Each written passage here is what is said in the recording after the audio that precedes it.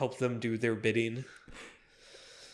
Father, why do I suck so much? Because I'm not a warlock patron. I'm just a really mediocre dragon. Not even an ancient Only one. been raised by something cooler.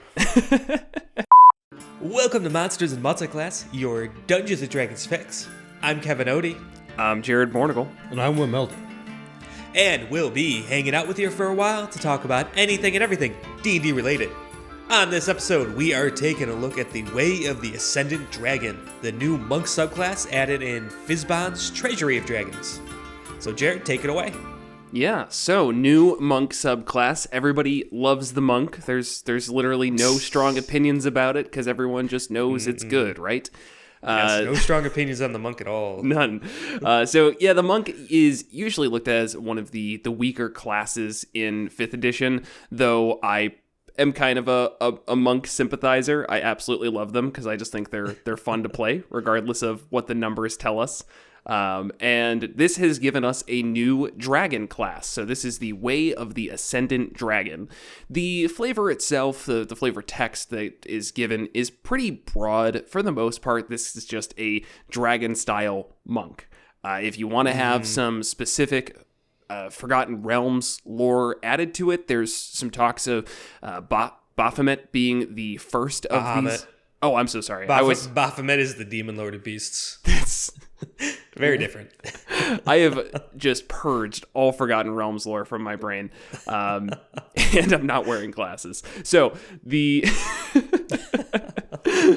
Bahamut was known to travel to the material plane in the guise of a young monk, and it's said that he founded this way, the first monastery of the Way of the Ascendant Dragon.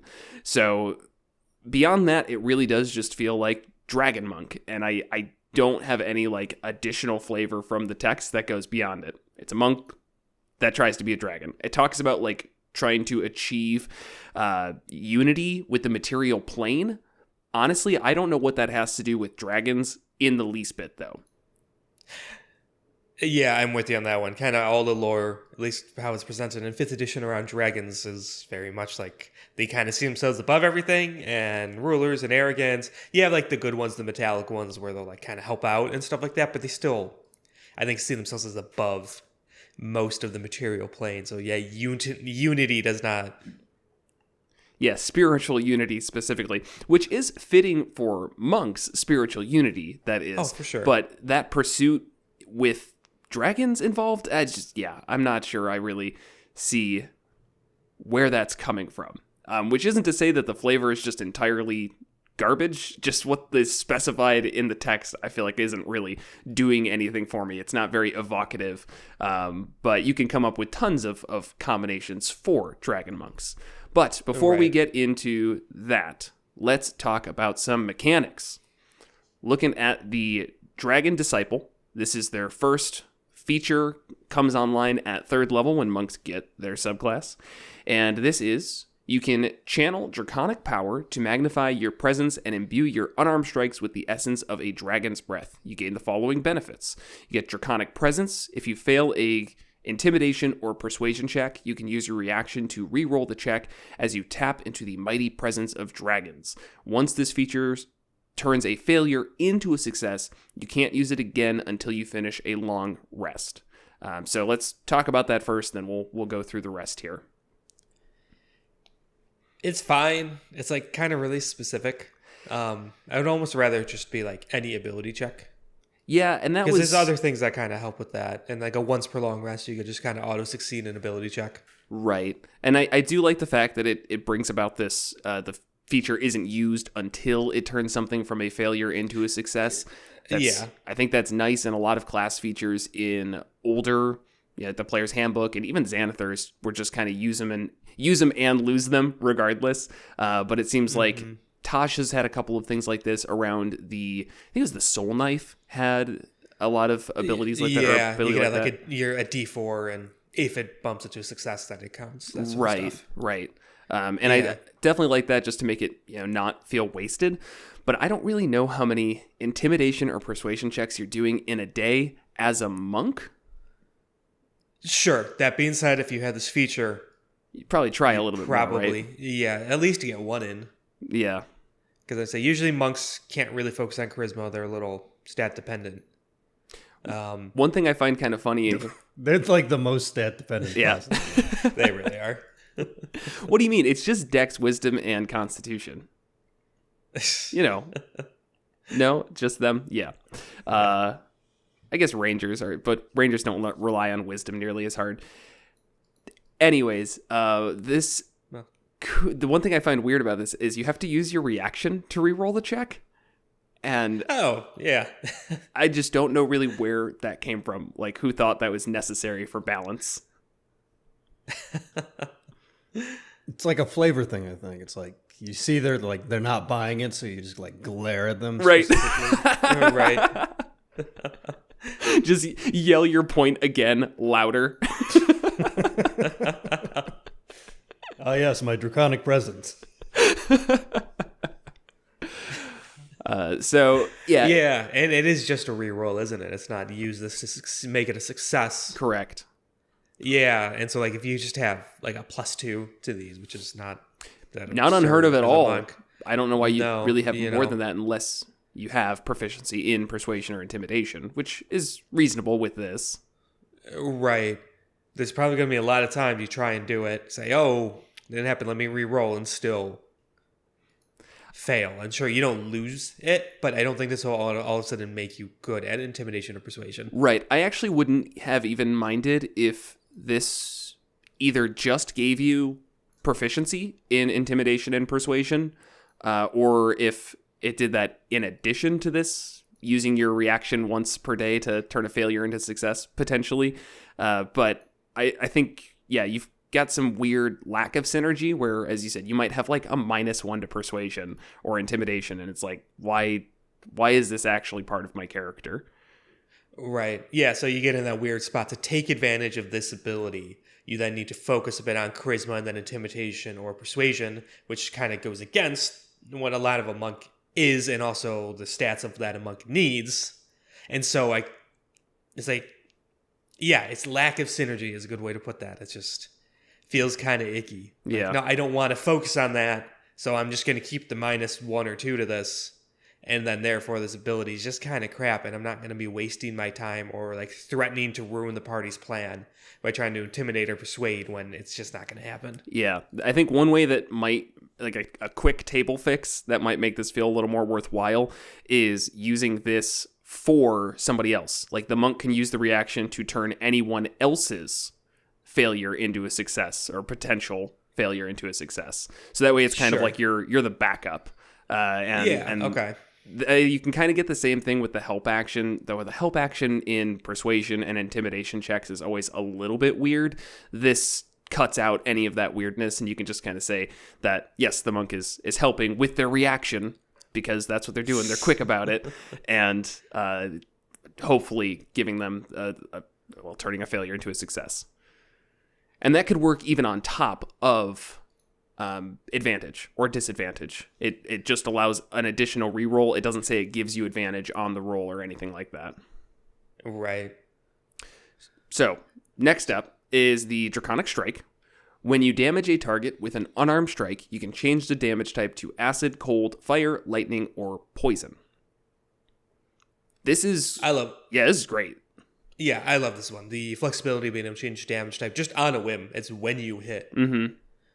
And it's technically not a magical attack, but that's obviously going to overcome a lot of like the resistances to non-magical weapons because they're resistant or immune to bludgeoning, piercing, and slashing from non-magical weapons. Right. So I don't think there is a resistance to non-magical damage like overarching. I've never seen that in a stat block. It's usually just bludgeoning, piercing, slashing. Right. But you already get that. Oh, yeah. They get that at 6th level? At 5th or 6th. Key empowered strikes? Powered strikes, 6th level. Yeah. But regardless, so right away at 3rd level, that flexibility of damage type. Also just for the flavor of it. Yeah. Like a lot of times it won't matter. And then it does feel very dragony of you have the different colored dragons all with the different damage types and you're just channeling different ones and Yeah, definitely. So I like that. Obviously, if vulnerabilities or resistances come up, then you're prepared for it in any way. I mean, even if you're just, I don't know, fighting a fire elemental and you don't want to do fire damage. Cold damage? Does cold damage do anything to fire elementals? It doesn't. I picked a bad example. Vulnerability is so rare. It's so rare. This is That's more why about this kinda getting around sucks. resistances and immunities than taking advantage of vulnerability. Yeah. I want to say it sucks just because vulnerability isn't common. If everyone else is doing half damage and you manage to get around the resistance, in a sense, it is kind of a vulnerability that you're exploiting. But this is, I mean, we're talking about like a 3-level difference between these fairly frequently resisted damage types and a never resisted damage type, which is, magical bludgeoning damage. So I think there's that kind of overlap where this is just more kind of cool than it is useful.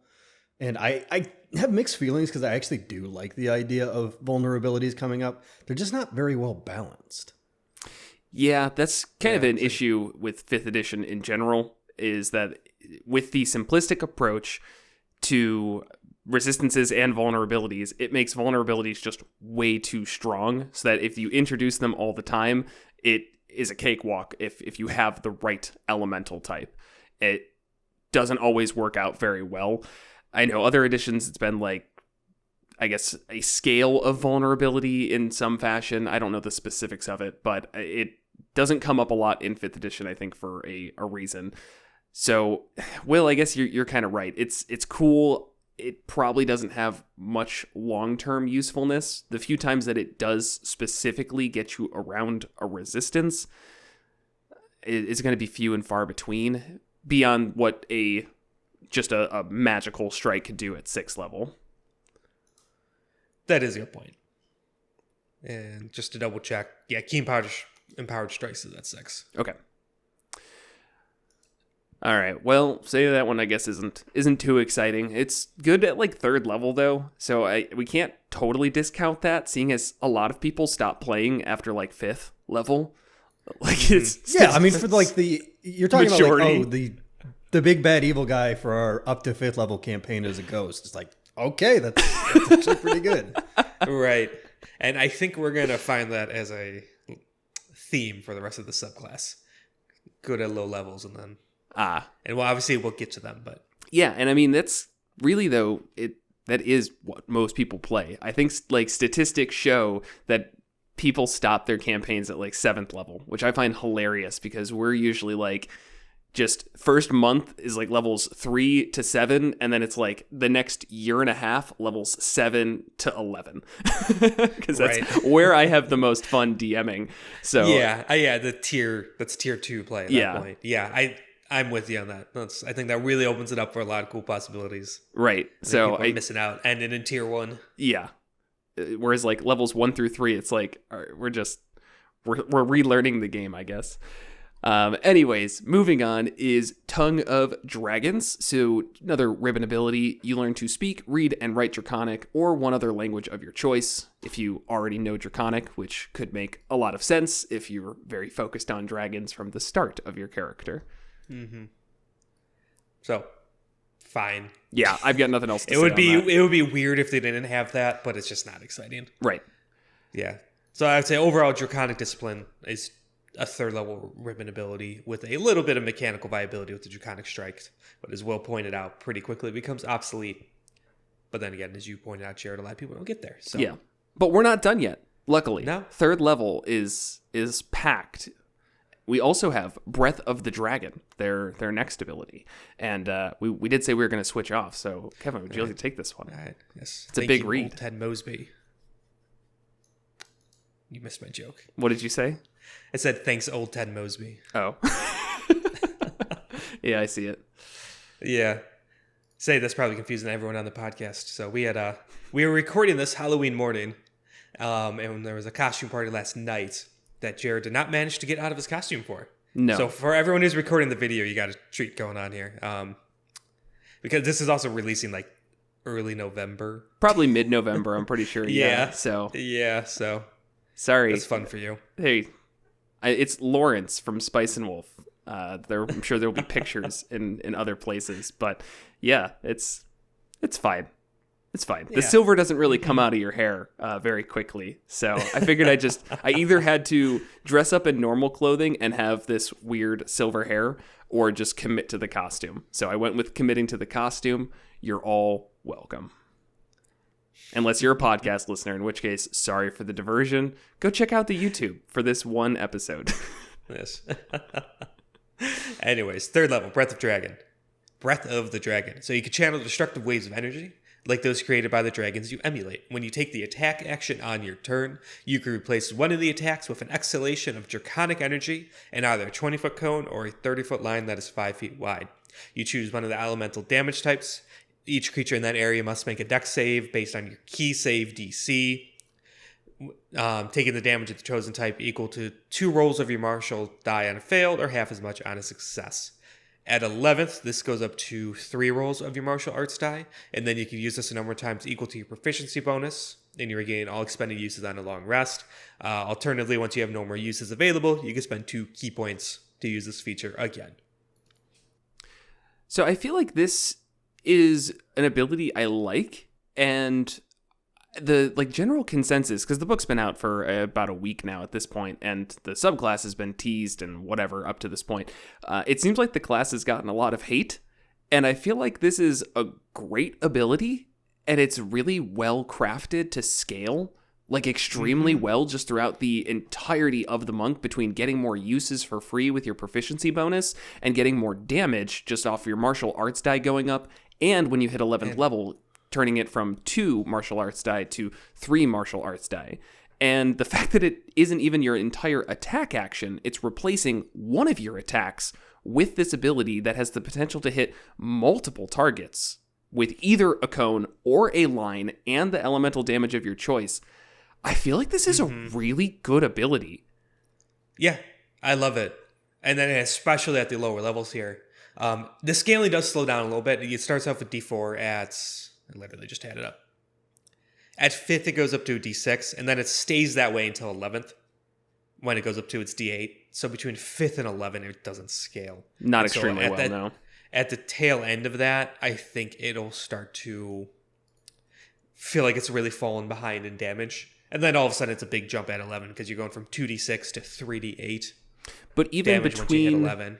Even between 5th and 11th, though, you get an additional use at least. Because at 5th level, you get your 3rd use for free. At 9th level, you get your 4th use for free. Right. I love how it's part of the attack action.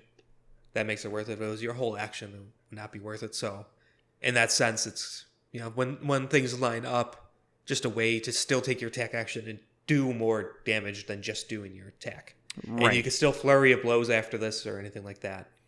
Yeah, and I know that a lot of the complaints was that in the Unearthed Arcana, it was 1 key point to use this after you ran out, whereas in this, now the official release, it is 2 key points in order to use it. But I feel like the fact that it has the ability to hit multiple creatures, to me, the damage potential is really high.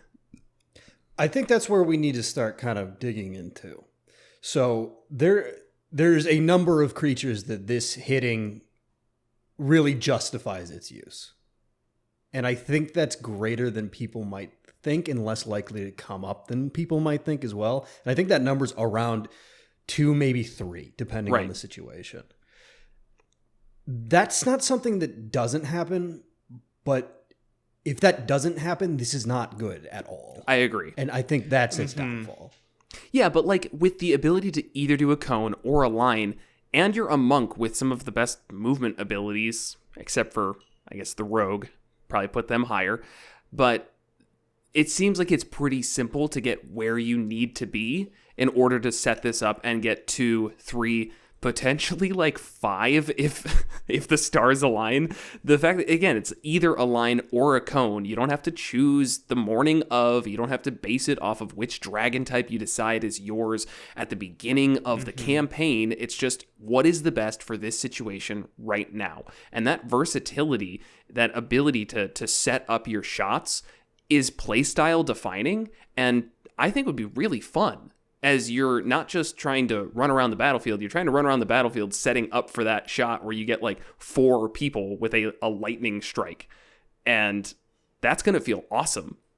Because doing that amount of damage at, so it's, now I have to do the math for it. I guess that'd be 8d6 if you hit 4 things at 5th level. That would be awesome. You're basically a monk getting a fireball off. Well, that is a really, No. really, really strange way to do the math on that.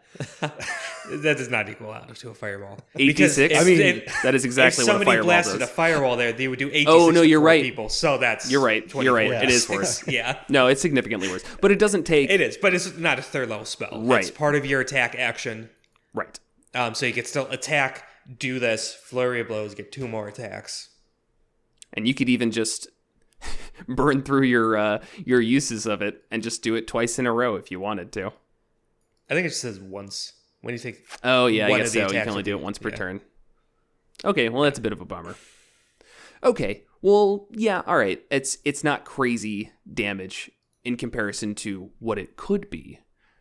But I don't know. I like it. I think it's a fun ability. I like it, and I love these proficiency based things. I think that was a really good choice, but like 2 key points is way too much for this, in my opinion, in almost any realistic scenario. Yeah, it's so hard because I feel like 2 key points is the right amount. This is such a pedantic argument, but 2 key points is the right amount. It's the fact that monks only have 3 key points at this level that's the problem. Yeah, and it's always an issue, Right. Yeah. I don't think I anyone guess has their ever key played a points monk stay and pretty thought, low. these key points, I can't spend them fast enough. They did add a specific monk weapon, magic item in Fizban's that gives them more key points. So that was nice of them to include. I don't remember what it's called. I'll have to look that up later. But it's if you're worried about key points, they've finally put something official in. New optional rules for monk. Just give them more key points. Fuck it. Honestly, I think that would have been accepted if everyone was like, "Oh yeah, we're just gonna give them. Here you go. Here's 5 key points at level 1. Just move on." Maybe they don't get it till 2nd. Either way, Yeah. Or key points, additional key points equal to your proficiency bonus. yeah, that would probably work. Then again, at the end you have 26, which sounds like a lot. But you're level 20. Yeah, so who who gives a cares? shit? Yeah. Yeah. Yeah, I'm right on the fence on this one. I'm kind of leaning towards Will, where 2 key points does just push it over the edge a bit. Like, I definitely take advantage of the free uses, because a lot of times it will be better than just punching things. And maybe that's enough. You just get your free uses, and two free uses when you get this 3 at 5th level, 4 at 9th, I think. So let's view it like this. What is the potential damage you can get with those key points otherwise? Key points can be used for damage specifically, not comparing it to other abilities. You can use it for Flurry of Blows, which generally nets you 2 of your martial arts dice because you have to do an unarmed strike. Yeah. And Plus dex, but yeah. that is correct. Plus dex. All right. So either way, that's if both of them hit. This is officially But guaranteed Flurry of damage. Blows is 1 key point. Right. So if you do 2, then it's... Yeah, if you might line it up like that, for 2 key points, you can do 2 Flurry of Blows. Right. Obviously separate turns, which is 4 martial arts die plus dex times 4. Right. So yeah, that's a pretty good amount of damage. So yeah. I think it really does come down to if you're not hitting 2 to 3 people with this ability, you're right. It is by no means worthwhile. 3 to 4. I think 2 would make it about even, but I guess you're right because it gives you the plus the dexterity modifier. Man, it's like it needs to be 1.5 key points. Yeah. And then I know you're saying compared to damage, but also like patient defense and step of the wind are good abilities, which are key empowered. These are where you could disengage your dash as a bonus action or dodge as a bonus action. Right. So, yeah. And then later on, you're fighting with like stunning strike. Yeah, I think this one like that. this honestly might be a difficult one to come to a strong conclusion on without playing it. I kind of want to like play test it both ways. Do a couple of sessions with 2 key point costs and then a couple sessions with 1 key point cost. Though I hope that Wizards of the Coast play tested it once or twice before coming to this conclusion. Yeah. I'm thinking maybe the free ones are enough, just in terms of the situation where you're in a position where you can hit these multiple enemies. That just doesn't come up enough where the free ones you get cover them. And then maybe at like 3rd level, there might be an extra one where it doesn't happen. And then at 5th, you get your 3rd. And Sure. Yeah, that's a tough one. So, I think this is probably the most polarizing of the features. We'll see. Mm-hmm. But anything else on Breath of the Dragon, or we want to move on from that one? I'm good to move on. All right. So at 6th level, we get Wings Unfurled. When you use your Step of the Wind, you can unfurl spectral draconic wings from your back that vanish at the end of your turn. While the wings exist, you have a flying speed equal to your walking speed. You can use this feature a number of times equal to your proficiency bonus and regain all expended uses when you finish a long rest. I kind of hate this one. Especially terrible. It's the only thing they get at 6th. Yeah, I mean, a fly speed between is 3rd okay. to 11th, there's then really no other class features. So fly speed could be great, but it's literally just for the turn that you use Step of the Wind, which costs a key point. Right. Step of the Wind is the one where you can dash or disengage as a bonus action. Right. And then they still cap it even further, where you can only do it based on proficiency bonus. Yeah, for and long rest. In the Unearthed Arcana, you could spend an additional key point, I believe, to use it again after you like go through your proficiency bonus ones. Which still isn't worth it. No, I would honestly just give it to them every time they use Step of the Wind if you're going to make it like no extra cost, no proficiency bonus lock. Just if you use Step of the Wind, here you go. Here's some wings. Let's move on with our lives. I also wish it was until, I don't know, the fact that it's the end of your current turn means you can't even go in the air. It's like you can go in the air, but you better be on the ground by the time you're done. Right. Oh, that said, The nice thing is monks fall well. yes. Okay. Yeah. That's very true. That still doesn't make this good. Even if Yeah. it was free, like all the time, it was just like you could fly in this manner all the time, it would still kind of suck. You think so? Wait, You think monks land every turn? Oh, okay. You're saying if every turn you dropped? Yeah. Mm-hmm. It's just not a very good way to get anywhere. No, there would be a couple rare opportunities in a fight and stuff, or maybe the few needed to get past an obstacle, where it'd be like, oh, that's nice, I have this, I guess. But the fact that it's all they get is 6th puts them so far behind. 6th is a big level for monk subclasses. Way of the Shadow, 6th is when they get their Shadow Step, when they get teleport between dim light and darkness. That's so play style defining. Open Hand gets the one where they can regain key point or hit points. I misread that. That's hit points equal to 3 times your monk level. I thought that said key points. Never mind. That would be That'd much be stronger. that would be good. That would be kind of insane. Still okay though. I don't really know if 6th level, I guess it depends on the monk, to be honest. Yeah, that's true. Some of them are okay. Straight up, I don't think this will ever come up. I don't see this ever being useful. I see this being useful in a handful of very niche situations, and even then being just whatever. Well, okay, let's think about it this way. Right now, if you're facing flying creatures, what are monks' options? Having somebody cast fly That's on it. them? Having, trying to run up a wall, potentially? Which, I don't even know Yeah. what level they get that. I know they can run up walls at some point. Believe it is 9th level? Pretty Ninth early level. on. Okay, Oh, so is it that ninth? that Okay. takes a while to get to. So, I mean, it gives them an option that they didn't have before. I'm not saying that it saves this entirely, but there are definitely times where I think this will come up. It's more so than you saying, Will, of literally never. Literally never. Even being able to, I guess what's it called?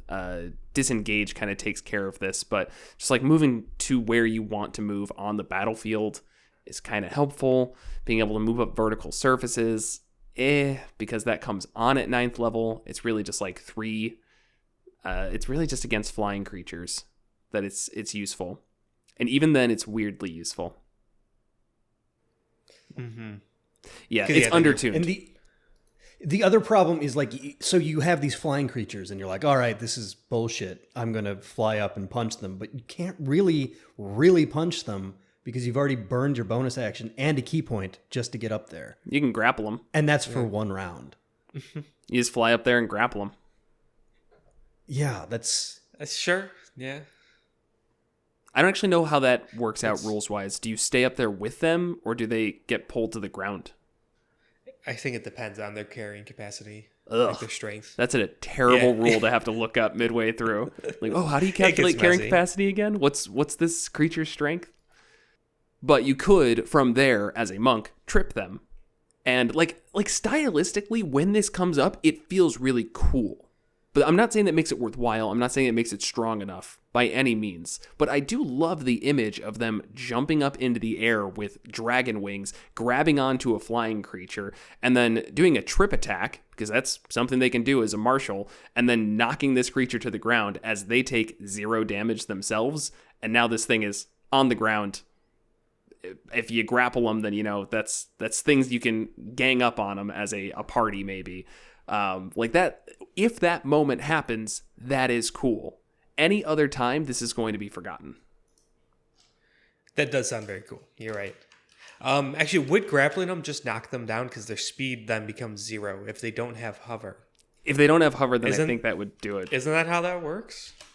I believe so. I know if a flying creature is knocked prone, they fall. All I'm saying is, if I jump into the air and I grab onto a bird, that fucker's going down. Right. Either way, yes, there is ways. This gives them the opportunity to go up and pull something down. Either if they have to do a trip attack as one of their attack actions, or just the fact of grappling them. Yeah, and there's I don't remember the exact rules on it, but there's definitely fights where it would be difficult to do anything as a monk if you don't have a flying speed. The one that comes to mind is if you're fighting a dragon. Because what's a good dragon do? A good dragon stays up in the air and waits for its breath attack and swoops down and does attacks. And if you're a monk here, just fly up to it and you don't wait for it. You stunning strike that motherfucker out of the air. Just drop him. Oh, yeah. Go up and stunning strike. That's a good point. Because I say you cannot grapple or trip a dragon, but... No, that would be... That'd be impressive, though. Yeah. It's also really hard to get a stunning strike off on a dragon. Yes. Oh, yeah, it's con save, yeah. But still, you can go up there, and I don't see any reason why you couldn't grab onto the dragon, and then you don't have to worry about, falling out immediately. You say you can't grapple a dragon at all? I forget. Because of the size category differences. Right, that makes sense. If something's more than Unless you 2 take the grappling above you, feat, in which case you still can't do it, and you just wasted a feat. My favorite move. Every time I start a character, I go variant human so I can take the grappler feat. I play D&D on hard mode. All these ability score increases? Get out of here. I don't need that. All I need is my grappler feat. So, same deal with... Yeah. Did you there's some cool possible moments with this. I worry about how frequently that would come up. I don't think to dedicate the entire 6th level ability to it. I think they need an entire separate thing to this. I think this would be a nice addition to 6th level, but I would want to see something else. It borders on ribbon ability, like to the point where I would just call this this is like a participation medal. So it's not quite a ribbon, but it's really not a 6th level feature. Right. All right. Next, we interrupt this episode to have a word from our friendly sponsor, Oregon Roll to 20, with the message that Oregon cheese is better than Wisconsin cheese. So you heard it here first. Oregon cheese. This is just from Costco. All right, back to the episode. Then at 11th, they get Aspect of the Worm. The power of the Draconic Spirit now radiates from you, warding your allies or inspiring fear in your enemies. So as a bonus action, they create an aura that's 10 feet from you, and it lasts for a minute.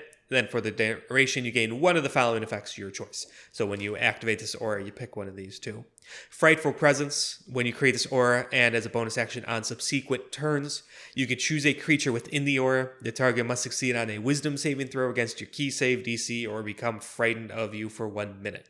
They can repeat the save at the end of each of its turns and in the effect on a success. Or the Resistance Aura. Choose a damage type when you activate this aura. The usual elements, acid, cold, fire, lightning, or poison. You and your allies within the aura have resistance to that damage. Once you use this aura, you can't do it again until you finish a long rest or spend 3 key points to create it again. This is, I think another one, like, it's the right idea, and it's just undertuned. Yeah, I don't actually think this is going to get too much use. I really don't like the Frightful Presence ability. I don't even like it on dragons, to be honest. I get it from like a flavor standpoint, but I think it's always kind of boring and just doesn't do much for me in terms of a dragon fight. But it's also a very minor thing. It's like, yeah, on the beginning of a dragon fight, you do Frightful Presence.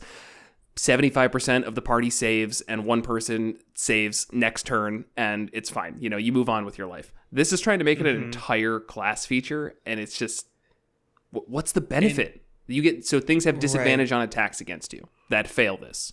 That's it. And they can't willingly move closer to you. But I don't want them to be far away. I'm a monk. Right, exactly, yeah. The Frightful Presence is pretty limited. I always found the frightened condition pretty underwhelming. Which is okay. So, I don't think frightened needs to be anything more than what it is. It's just, it also doesn't need to be an 11th level class feature and making it seem like you're getting something important out of it. Yeah, and take your bonus action. Yes, which is... to activate it. Which for a monk is a big deal. They're very bonus action heavy. Even if they're out of key, then they get the bonus action unarmed strikes as part of their martial arts thing right away at like first level. It's like, is that worth giving it up to potentially frighten? Which literally does... It has, not like at all. No. Ever. No. Right, which once again gives you 0 synergy. All it does, disadvantage on attacks on you from this one creature who failed. Right. It's not even... You could spend a key instead of 3 key, 1 bonus action, and then you get you could just dodge. Yeah. And then everything has disadvantage on attacks against you. Right, not things that save. And that's your bonus action. Yeah.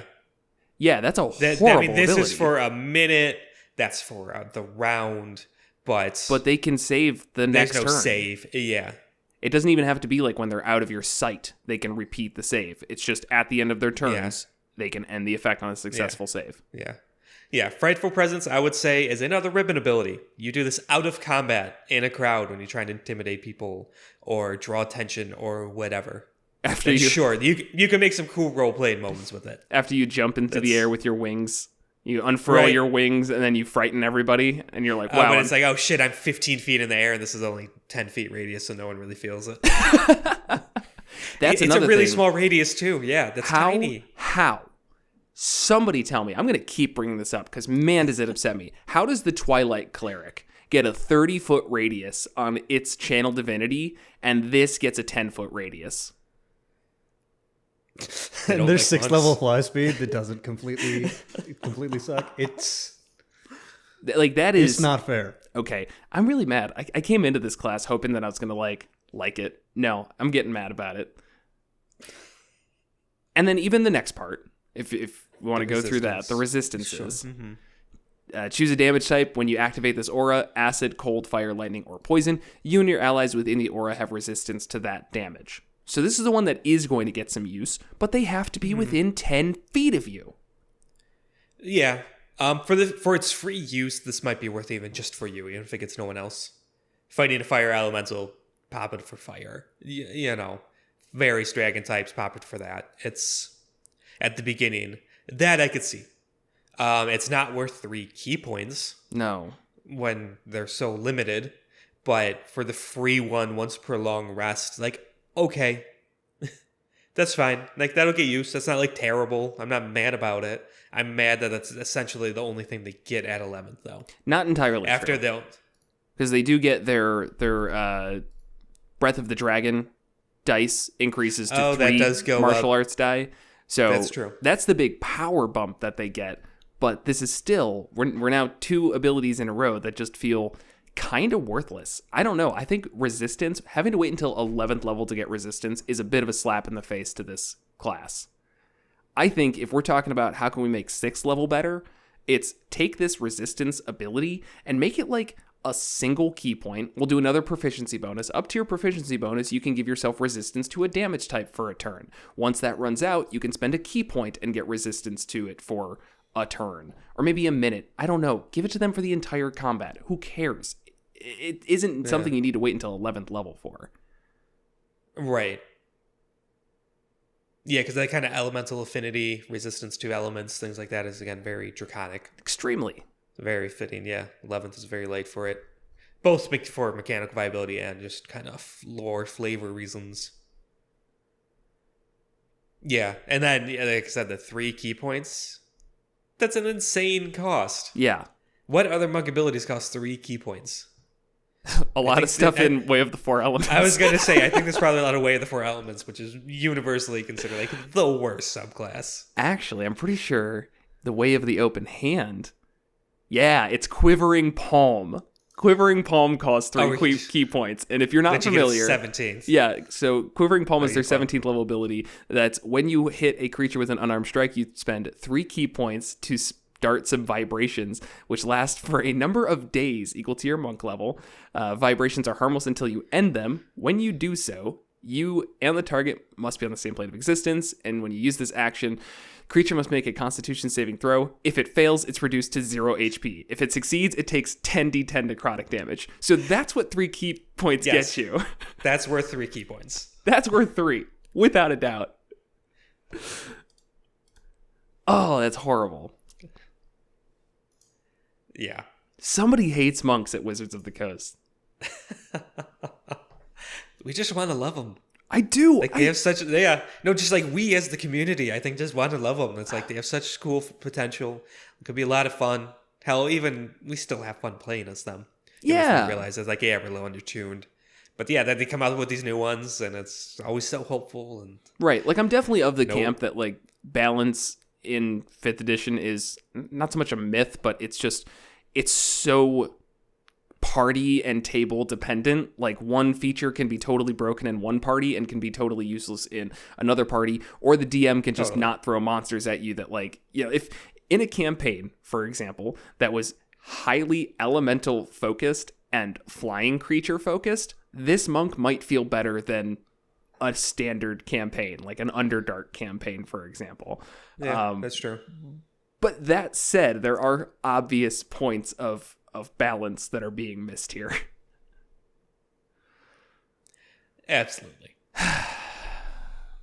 And the 10 feet thing is really upsetting me. Because I don't think we've focused on that enough. If it was at like a 30-foot radius, then I could see this is actually helpful for your entire party. And you're able to give them resistance as a whole. I mean, that's useful. Concentration free, resistance at basically for once a day for free. Definitely can see that. Or even if it's like when you activate the aura, people can then move away from you and spread out. Also fine with that. Just let it be like when I activate it, if you're near me, great, you get the buff, and let's all separate. Kind of like Bless. But no, it's just everybody keep together in a tight little ball. Oh, we're fighting a dragon? Oh, what do we want to do? We want to spread out because it's got a breath weapon and it's going to destroy us. Or we can all group up real tight and have resistance. Well, I say you would have resistance to a breath weapon. It's still a lot of damage. Though. Let's just move on. Because at this point, the class is dead. We're at 11th level, and it has had nothing redeeming. Then its next feature is at 17th level, and that is like, really, I don't consider 17th level to be part of main class features.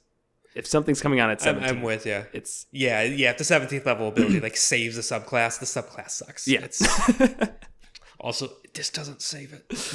Nope. Well, do you want to take this one? It's on you. It's on me? Oh, okay. 17th level, we have Ascendant Aspect. Your Draconic Spirit reaches its peak, and it's not that high. So we get Augment Breath. When you use your Breath of the Dragon, you can spend 1 additional key point to augment its shape and power. The exhalation of draconic energy becomes either a 60-foot cone or a 90-foot line that's 5 feet wide. Once again, your choice. And each creature in that area takes damage equal to 4 rolls of your martial arts die on a failed save, or half as much damage on a successful one. So you get that Breath of the Dragon ability, which we already said, after you use your proficiency bonuses, a little bit of a high cost at 2 key points.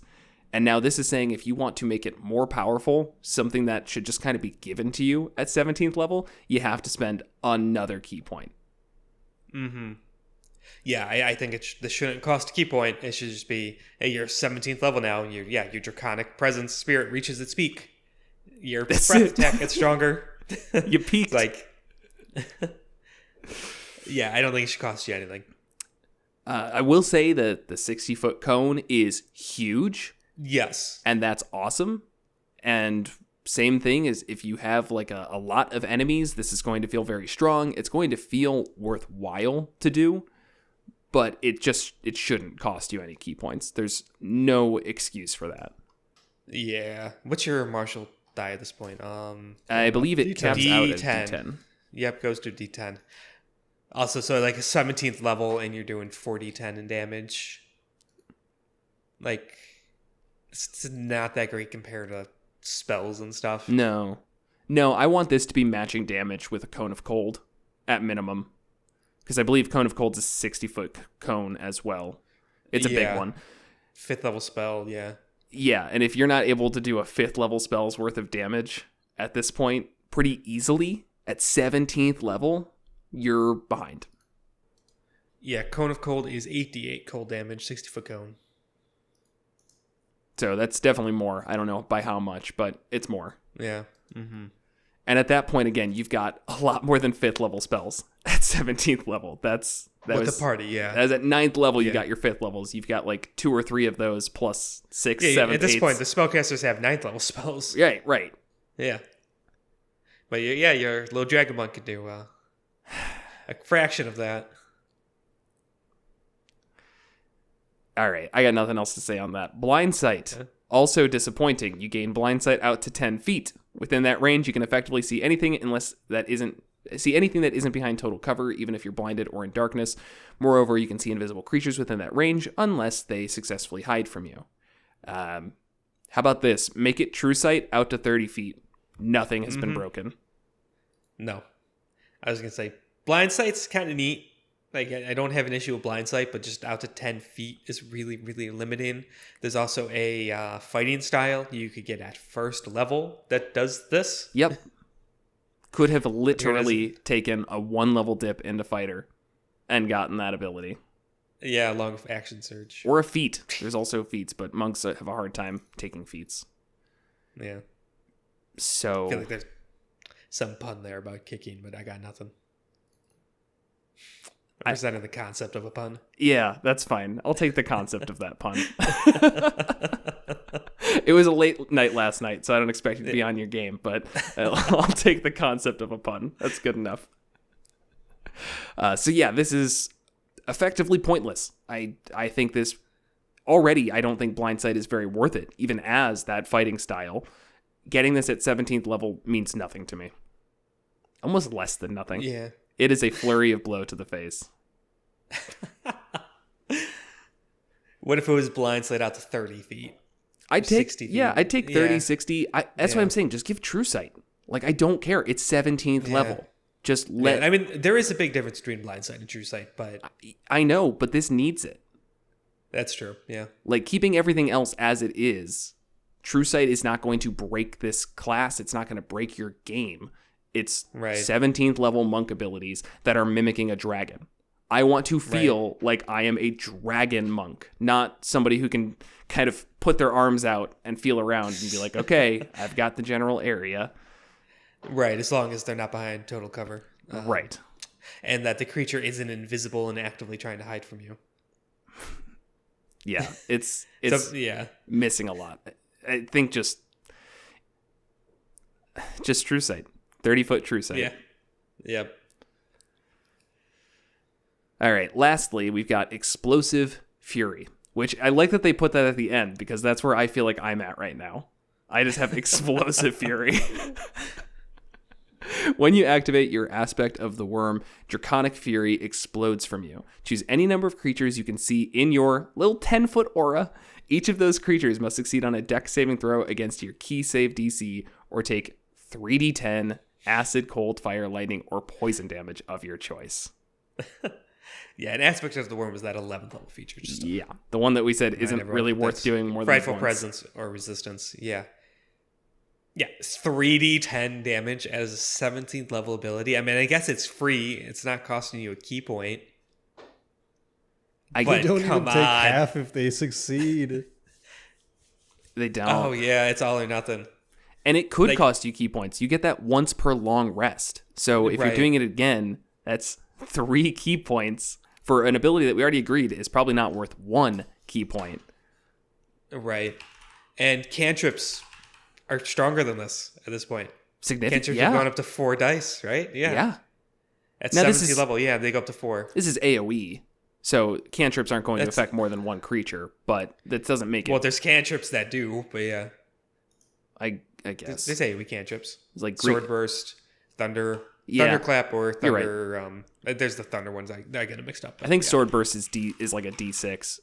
But either way, you're right. Cantrips are comparable. And we shouldn't even be comparing a cantrip to a 17th level once per day for free ability at 17th level. Like that's just not, that shouldn't even be on the table. Yeah. Right. Yeah, and yeah, this is just 10-foot radius. That's it. So how do we fix this? Not that we have to. Just, I don't know. Is there anything that's like immediately comes to mind that you guys are like, this would make this better? My first thought was definitely a 30-foot aura on just about everything that comes up. Again, Yeah. Funny enough, that's what the UA was. Oh, crap. This is how you Was fix it? it. Use the UA. There's some funny shit in this UA that just makes me kind of like laugh in a twisted, maniacal way. Like the aspect of the worm fury thing. It used to be 4d10, and somebody looked at that and said, "You know what? That is too many d10s for the 17th level ability." How? Yeah, that's such a weird little nerf. And it wasn't like particularly good when it was 4d10. It's just worse when it's 3d10.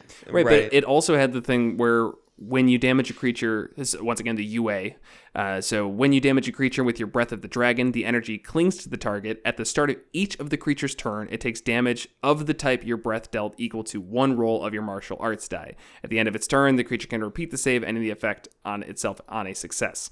So you could do damage over time, and that would be against every single thing you hit with your Breath of the Dragon. So if you hit an entire, which I get why they took this away, and I'll talk about that in a second, but if you hit an entire crowd with this ability, they're now all having to make a save at the end of their turns or else take this additional D10 of damage. That adds up. That said, doing that on 5 different creatures is a lot of work for the DM and is not a great ability for table management, even if it is mechanically pretty good. Yeah. So I think up to level 5, the subclass is fine. It's not like a powerhouse, but it's fine. Yeah. Like you'll keep up and you'll have some fun with it, and you're not feeling like you're falling behind. Once you hit 6th, and all you get is the wings unfurled stuff, and then it's just kind of going downhill. From there, I think it's going to really start feeling it. I think that is safe to say. Yeah, in terms of fixing it, yeah, something more 6th. Yeah, took the resistance aura, slap it on the 6, so at 6 you get your fly and the resistance aura. A whole new thing at 11th. You can just scrap Frightful Presence. It doesn't matter. I don't even want to see it. It's offensive. Right. Or make it something where, like, when you flurry of blows, it just, like, happens for free in addition. Something like that. I mean, it doesn't have to be entirely scrap, but I definitely don't want it in its current state in any capacity. And I don't want it to cost anything ever. Right. Yeah, the Augment Breath at 17th. Have it just be a free upgrade, not something that costs you anything. Blind Sight, make a True Sight out to 30 feet. I don't know, just delete Explosive Fury. Don't replace with anything. Just get rid of it. Once again, Just it's mad just about it there. offensive being there. Yeah. I would say that like once we've extended all this shit to 30 feet, Explosive Fury is less horrifyingly bad. Right, I agree. That's true. Yeah. I agree. And maybe it can be 4d10. I still don't think you're not ruining the game by adding a little bit of extra damage there. You know, the funny thing is like all this stuff we're saying, like it's probably not really that balanced, but I think people would have been really happy with it. Yeah. Like, because it's almost impossible to break the monk class without doing it intentionally. It's just not a powerhouse. And they just went to town on this thing with a weed whacker since the UA for no fucking reason. And then they released things like the Twilight Cleric. And it just blows my mind. Yeah, It's weird. I'm like, I don't want to like admit this, but I'm really mad about this. Like more so than I think a normal person should be. Like this, it just bringing up the Twilight Cleric in comparison. It just is upsetting. Like they're so obviously on opposite sides of the power spectrum, and they've been released so close to each other. It's not like we have the Undying or Undead Warlock. I'm sorry, I still mix them up. Where the Undying, I believe, is garbage. The crappy one. And the Undead, the recent one, is like, hey, we kind of learned from our mistakes and we've made something better. Great. Hey, that's fine. That is how class design and just overall school of thoughts change and grow. Perfect. We're on board. How did this get released today? If this was a player's handbook class, I'd understand. But we are now in the 5th, 6th book release of subclasses. I mean, I know it's just like a small one kind of thrown in, so doesn't matter the number. This isn't fresh. This has been sat on for a year, playtesting, and this is what came out of it. I don't know. I got nothing. Yeah. I'll also say, like, it's inconsistent with the Drake Ward, where they took, they've done a lot of work to pluck the Ranger out of obscurity, and I think they've done a good job. And we did an episode. We all liked that class. This, like, I would legitimately advise people, like, playing beyond 5th level to avoid this. I think you would struggle to have fun. Yeah, it doesn't even have any good multi-classing purpose in that way, too. It's not like if you took a 3 or 5 level dip into it, then you'd be helping out your fighter or rogue class and making those better. I think you would be making them actively worse because the martial arts die doesn't scale on that breadth. Yeah. So even if you get some more uses of it for free, you're still so limited on ki and limited on damage that it's not really going to feel worthwhile. Right. There is at least some nice synergy that, since it is just when you take the attack action, there's no, like, I don't know, I guess getting in the way of those abilities. Like, it has nice synergy there where you can still be doing your fighter stuff, swing a sword, and boom, Dragon Breath next turn, or next attack. But again, 2d4 is not going to make it feel worthwhile. Maybe 2d6 if you get it to 5th level, but that's pushing it for a multi-class. With your probably garbage key save. Right. Which is another thing to bring up, is the key save is always just a brutal thing for the monk to have to deal with. They just struggle more than other DC dependent classes to get that number up. And this subclass really leans into it. Yeah, which is 8 plus your proficiency plus your wisdom. And so monks need wisdom, but it usually is very much their secondary stat. Yeah. Or tertiary even. Yeah, because I feel like Dex and Constitution, since they get the lowest hit dice of the martial classes, I forget what rogues get. Rogues also get a D8. Wait, do monks get a D10? I'm sorry, I might be totally misspeaking here. D8. They do get a D8. Okay, monks should get a D10. That way they're less Constitution dependent, because right now they are extremely con dependent. And yeah, it's hard to balance all of that of needing your dexterity, wisdom, and constitution, and having a save DC that you're really reliant on between stunning strike and then all of the saves in here. Wisdom is super important. Yeah, they got a lot of saves based off of that. Man, all right. Well, I think we're all in agreement. This is mechanically not a good class. maybe if you do want to play it, I'd probably just say stick to the UA. I think the UA is better. I don't know if it's perfect by any means. It's not perfect, but it's better. I'm with you on that one. Just play the UA. It's like, it's not being, I know it's not official, but it's not being like deleted off the internet, so. That would be like really intense. Jeremy Crawford scours the internet to remove the UA. Forget it ever happened. Monks don't exist. Here's another cleric that's broken. Do we have any role-playing opportunities here? Or I guess I can go through the origins that are listed. Sure, yeah. All right. So let's start there, because at the end of the day, there is flavor, and that is worth something. And there are people who are playing this only up to 5th level, and they're not going to be disappointed in this class. So for those people, let's talk about some origins. They, of course, have some pre-structured ones within a table at the beginning of the class. Those are just inspiration, jumping off points, or if you're just putting together a quick character and don't want to think about it. So those really quick are, first off, you honed your abilities by aligning your spirit with a dragon's world-altering power, which I guess is just kind of the base flavor. Yeah, that's just a base flavor. That's exactly like, you're a monk who focused on dragon stuff. That's it. Yeah, that's kind of all that's saying, isn't it? Dang it, even the origins suck. 2, we get a dragon personally took an active role in shaping your inner energy. And we get, you studied at a monastery that traces its teachings back centuries or more to a single dragon's instructions, or one that is devoted to a dragon god. 4, you spent long stretches meditating in the region around an ancient dragon's lair, absorbing that lair's ambient magic. 5, you found a scroll written in Draconic that contained inspiring new techniques. 6, after a dream featuring a 5-handed dragonborn, you awoke with a mystical breath of dragons. 5-handed dragonborn? That might have some lore implications that I'm not familiar with. First time I read through it, I thought it said 5-headed. Which would make sense in like a Tiamat way. Yeah. Tiamat's got 5 heads, right? It's 5? Okay.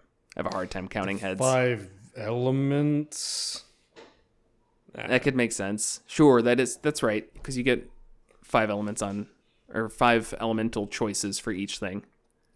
That'd be kind of a weird cosmology. Ah, yes, the 5 fundamental damage types. Are you calling out my entire world right now? No, because the earth, wind, water, fire, that's like, all right, that's lame, but whatever. It's like the fundamental types of damage and acid and lightning and poison. It's like, what the fuck is that? But yes, Tiamat has a tab for each color of chromatic dragon. Yes. So yeah, red, white, black, blue, green. I think that's it, right? Yeah, that's right. I feel like I'm forgetting one. Okay. No, you covered the spectrum. Yep, so it's 5. She's got 5 heads. Yeah, I don't know. None of them like do a ton for me. I think the mechanics of it made me not excited. I was gonna say, yeah, I'm like trying to pull something out. Like, yeah, you interacted with a dragon-y thing in your past now. You're a mediocre monk. Yeah, that would be like, that'd be fine. It's like, oh yeah, I do dragon monk shit. It's like, whatever. And then they see like, oh, he's blowing things up. And it's like, oh, whoa, that's so cool. I don't care that your backstory is lame. This is just so mediocre. Yeah, and it's funny because I felt like with the Drake Warden, it had a lot of those, I'll say, issues is a strong word for it, but a lot of that almost like, yes, I get it. You've got dragon history. Ooh, cool. But this, I don't think it has the ability to carve its way out of it, which is a larger issue I have with monks in 5th edition, like backstory-wise. I really should say Forgotten Realms-wise. Not saying that I know of monks in any Forgotten Realms books, just what has been presented in 5th edition lore. It's never been that exciting for me, and that was why, like, for my personal world, I wanted to develop monasteries and organizations and, like, this idea of what a monk can be and kind of expand upon it, because I think there is interesting stuff there, but nothing here presented is, like, specifically doing anything for me. Even, I don't know, like if there was something in the way of a draconic-led organization, like a dragon-led organization, and maybe we touched on the more cynical side or nefarious side even of monks, that could open things up for me if this was like, hey, here's a chance to play an evil monk. Something that's kind of hard to justify in most cases. Now we're throwing on this dragon flavor, and it makes sense. And it's about achieving this spiritual unity with the material plane, but entirely for selfish reasons, and that's okay. And here's how it works. So I don't see anything from the flavor text in here that points in that direction, but that's one way that I might take it to make it feel like a unique character. Yeah, that could be cool. From the number 2 option, a dragon personally took an active role in shaping your energy. I'm getting Avatar: The Last Airbender vibes from that. Oh, if we ever get if we ever get a bingo sheet going, we need that needs to be in there. Kevin mentions Avatar: The Last Airbender. Yeah. But like the lion turtles are very dragon-esque. Oh, right. And they very much shape inner energy. Did that a little bit in Avatar and then in Korra. But yeah. Oh, so man. Something there. I mean, that's not like a full backstory, but like... No, it's a that's start. Maybe something to kind of run with. This just, you saying that just made me double mad, because this could have been the savior for Way of the Four Elements.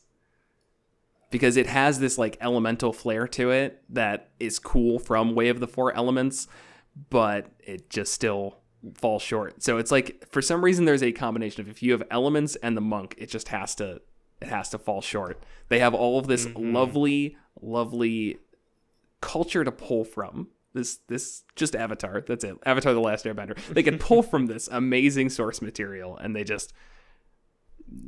Avatar: The Last Airbender movied it. Right. You were raised by dragons? Also fine. I don't know why a dragon would raise you.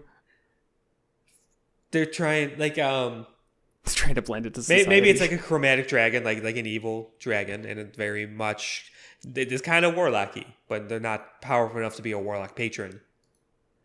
So, like, they stole a human baby, or whatever race, like a young child, and raised them as their own, and they showed proficiency in martial arts, and so raised them as a monk and imbued some draconic energy on him to get him to go out into the world and help them do their bidding. Father, why do I suck so much? Because I'm not a warlock patron. I'm just a really mediocre dragon. Not even an ancient Only one. been raised by something cooler. And yeah, it's just disappointing. I don't know. I was gonna say something, but I can't be less disappointed. So.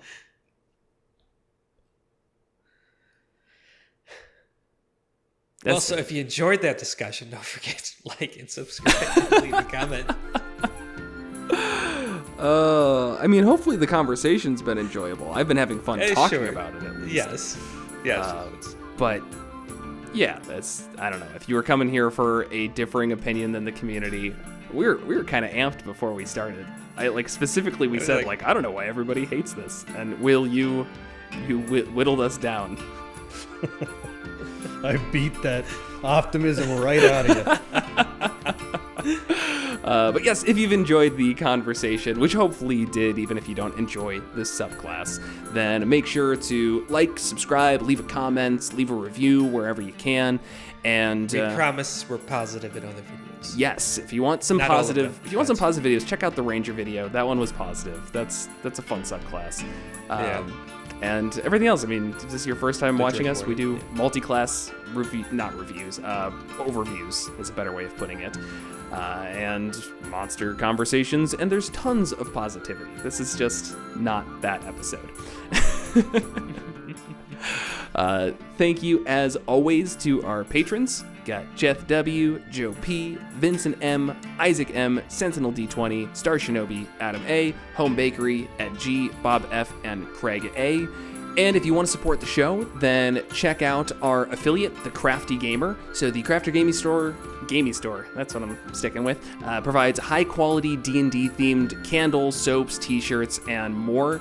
Just a bunch of cool D&D themed merch, and also they have candles that kind of set the mood of your session, which I always love to do. We're fighting in a graveyard, I'm going to light that graveyard candle. And it doesn't really smell like burning bodies, but it sets a tone, and that's always fun. It's musty.